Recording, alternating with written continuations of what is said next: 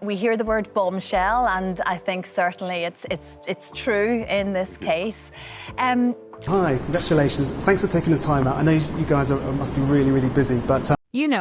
When people say the word bombshell, most of the time it's exaggeration. But in this case, the timing alone tells you everything, because Tom Bauer doesn't rush stories. He waits, he observes, and he releases information only when the environment is already primed to react. And this time the reaction was immediate. While public messaging spoke of wellness, love, and sincerity, critics argue the reality appeared to move in the opposite direction, straining family ties and public trust. And according to this account, the moment Bauer hinted he was holding material capable of dismantling the Sussex narrative in one move, Prince Harry didn't respond with calm confidence, he responded with urgency. Within hours, messages moved through intermediaries, legal pressure was suggested, and quiet warnings reached journalists, not to clarify facts but to stop momentum. Bauer, however, didn't retreat.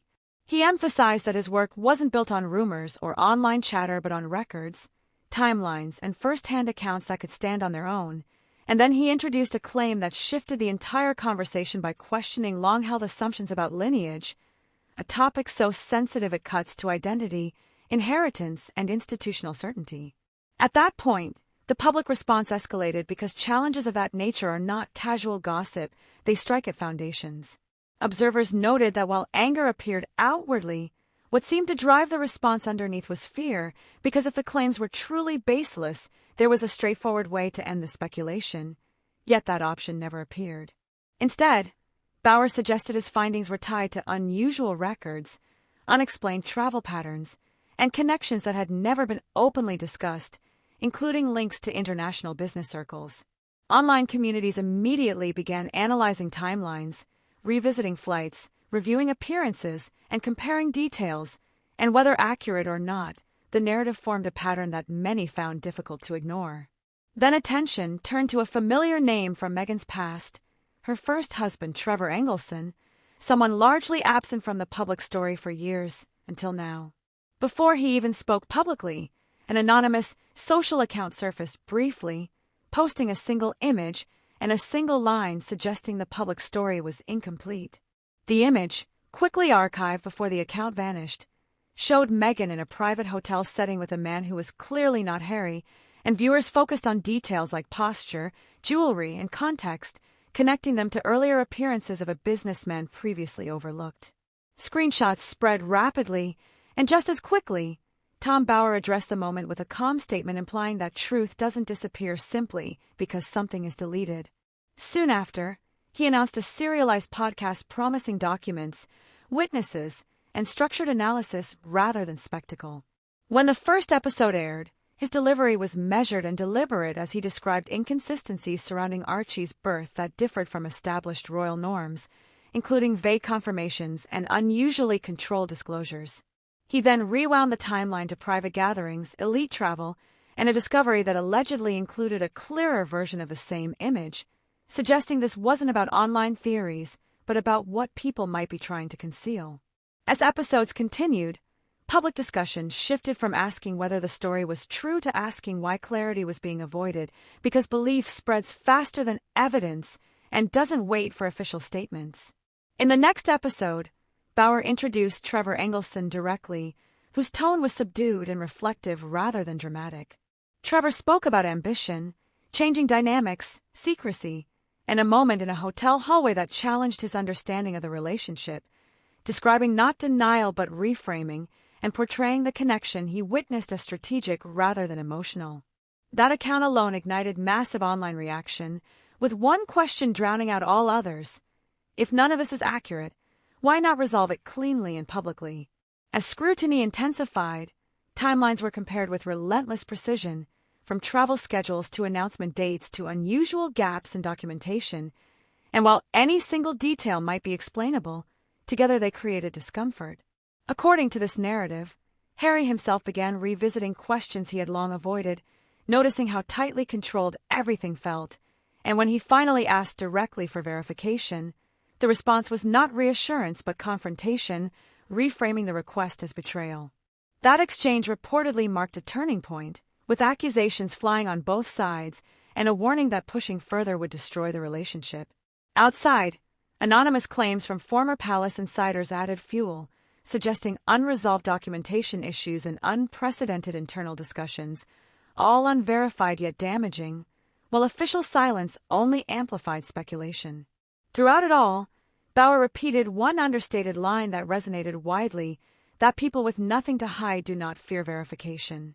By the time a third episode was teased, the public conversation had transformed, no longer focused on whether the claims were true, but on what information was being withheld and for how long.